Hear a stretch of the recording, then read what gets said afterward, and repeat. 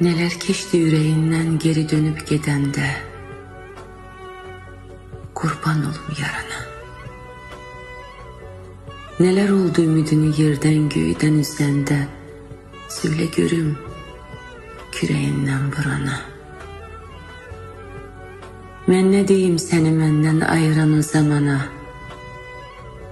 təbibin loğmanın olub yaraları sarana.